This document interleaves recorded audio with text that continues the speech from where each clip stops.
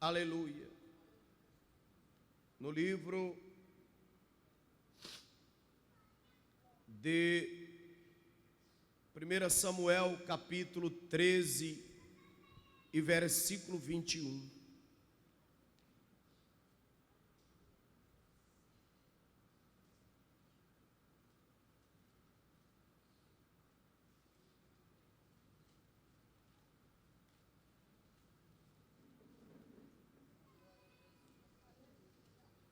Os irmãos que encontraram, digam amém, Jesus. 13 de 1 Samuel e versículo 21. Tinha, porém, limas adentadas para os seus sachos e para as suas enxadas, e para as forquinhas de 3 dentes, e para os machados, e para consertar as agnadas. E sucedeu que no dia da peleja, se não achou nem espada nem lança na mão de todo o povo que estava com Saul e com Jonatas, porém acharam-se com Saul e com Jonatas seu filho, e saiu a guarnição dos filisteus a caminho de Micmas. Meus irmãos e minhas irmãs, esse texto diz que um ano tinha Saul em seu reinado,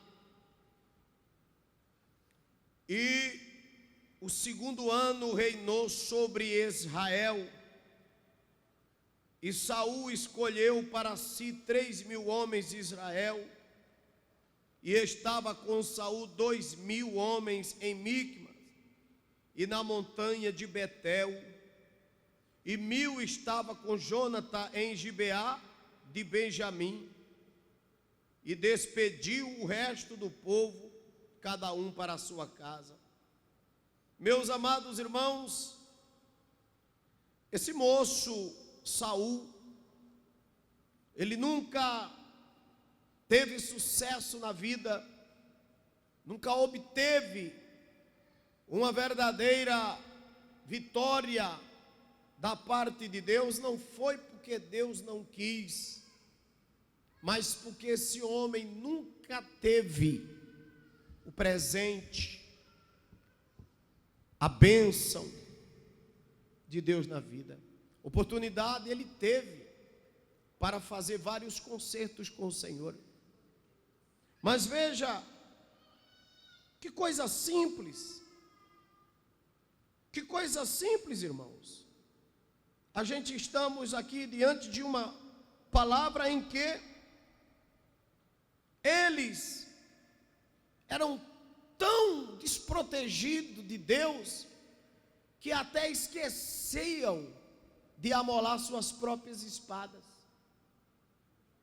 Eles se esqueciam de podentes, de limar suas próprias ferramentas de guerra. E depois você vai estudar a palavra e vai ler e vai entender que era porque eles não tinham a bênção de Deus na vida, e é por isso que Deus fazia tudo para deixar ele só, e ele sozinho não sabia administrar nada.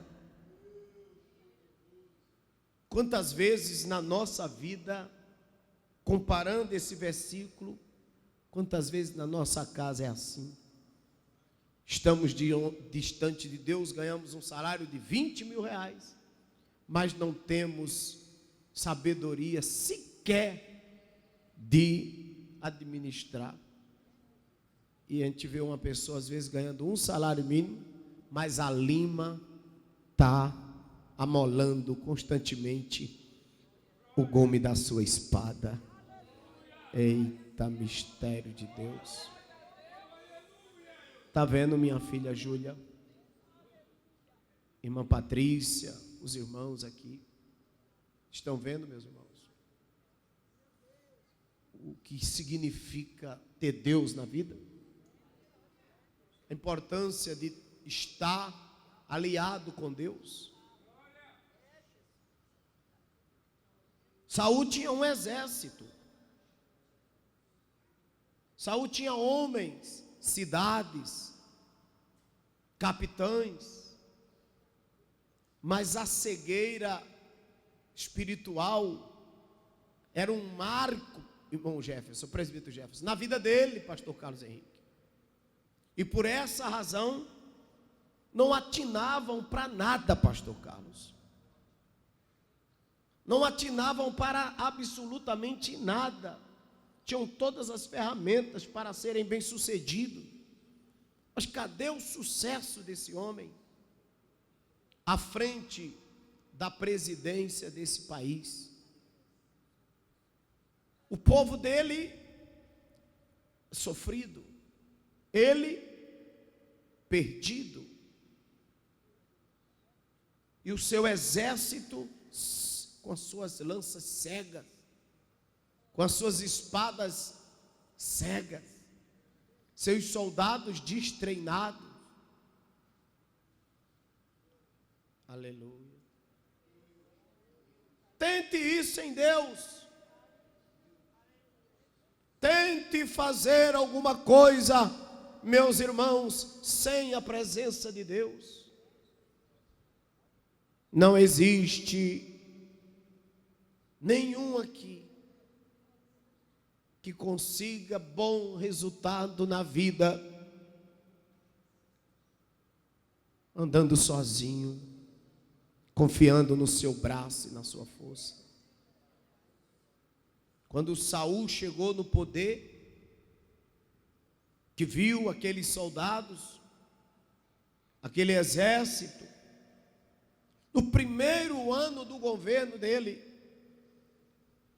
o texto diz aqui, no primeiro ano do seu reinado, ele já estava perdido. Mas ele encantou-se e achou que o mérito dos homens sob o exército de Israel assolava seus inimigos e era o suficiente. Vocês devem ter conhecido já a história da Guerra dos 6 Dias, que aconteceu recentemente, porque é uma história nova, a Guerra dos 6 Dias. É uma história nova, foi agora. Tem 50 e poucos anos. Ou seja, tem gente viva daquele período ainda. É uma história que a gente sabe de Israel. Em 6 dias, Israel consegue passar por cima da Jordânia, aquela região da faixa de Gaza. Consegue tomar, irmão, Jerusalém, tudo, consegue, dentro de 6 dias. Deus se apoderou dos canhões, dos mísseis, das metralhadoras, e saiu triturando tudo que tinha pela frente. Tanto é que o Irã quer ver o Satanás na frente, não quer ver falar em Israel. Na Jordânia, quando a gente entra na Jordânia, você vai em Jericó, você não pode levar um símbolo, uma camiseta de Israel. Se você entrar em Jericó com uma bandeira de Israel, com a camisa de Israel, você é misericórdia, não vá não.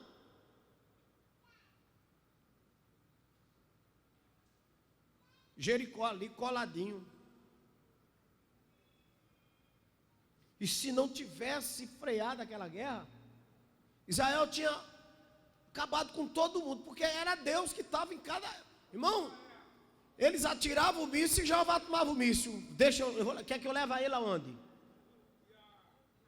Tua força pode ser pequena, como for, mas Deus na tua vida, o pequeno fica grande. Foi a partir daí que todo mundo começou a ter medo de Israel. Que exército pequeno é esse que tanto assusta? O mundo parou e se assustaram com Israel. E até hoje o mundo se assusta com o exército de Israel. Pequenininho. Lá, tamanho de nada. Mas assusta o mundo todo. Todo mundo tem medo.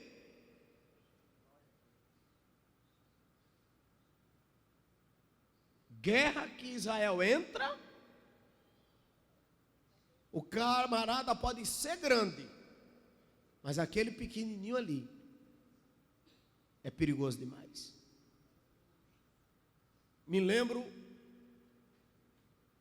quando os cananeus, habitantes de Canaã, que eram gigantes, se habituavam dentro de Jericó. Eles moravam muito gigante dentro de Jericó.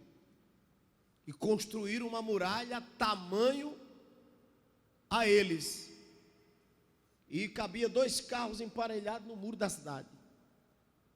Jericó, eu estive lá. Quando a gente sobe no Monte da Tentação, onde o diabo tentou Jesus, quando a gente sobe naquele monte, a gente vai no teleférico subindo, a gente vê as antigas ruínas, ficando lá embaixo. Muro grande, muro alto. E os cananeus disseram, até hoje, nenhum derrubou esse muro.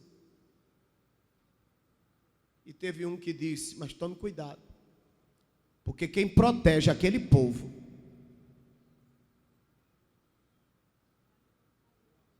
ele não sabia o que era Deus, chamava de divindade.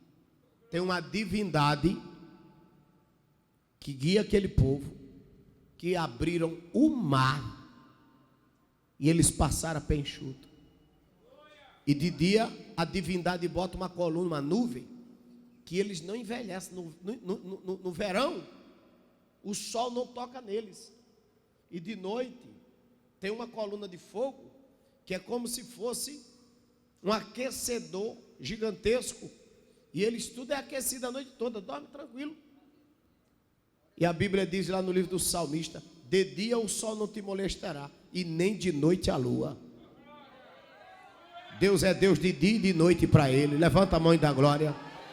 Se você estiver em comunhão com Deus, o Senhor é contigo de dia, de noite, no emprego, na empresa, o Senhor é Deus contigo. Agora, irmão, qual é o problema que atrai a pobreza e a falta de vitória no meio de... Eu não vou dizer no meio de nós, porque eu não conto com esses. No meio de vocês, alguns aqui, nem todos. É a quebra de protocolos, de coisas que Deus manda fazer e não faz. Deus manda fazer e não faz. O povo quer o quê? O povo quer uma igreja para pular, dançar, show, palco. Tem show. O pessoal está vindo para a igreja, meus irmãos, para show, fazer show. Aí as igrejas estão fracas, estão cheias, mas estão fracas. O que nós acabamos de escutar aqui agora é doer na alma. Gente se mutilando, se cortando, é culpa de Deus? Não. Mas cadê os avivamentos, os derramamentos, o fogo e a unção que está por aí? Os jovens adulterando, se prostituindo, os motéis cheios de irmãs e de irmãos.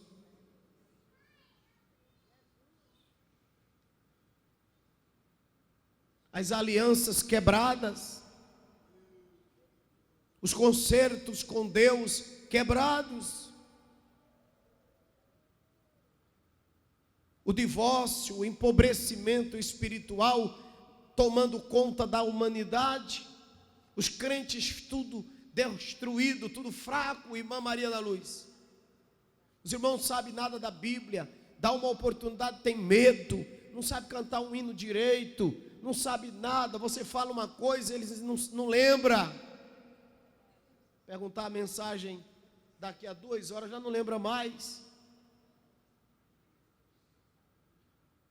Então olhem para mim, irmãos e irmãs. Me diga, o que vocês recebem se vocês não tiverem um concerto com esse Deus Todo-Poderoso? O seu pastor é um homem de Deus. O seu pastor está aqui lhe ensinando a Bíblia Sagrada. O seu pastor está aqui lhe mostrando o caminho, a verdade e a vida. E o caminho é o concerto. Vamos fazer concerto. Deus nos chamou para fazer concerto. Esta é uma noite de concerto. Estamos na segunda noite do concerto.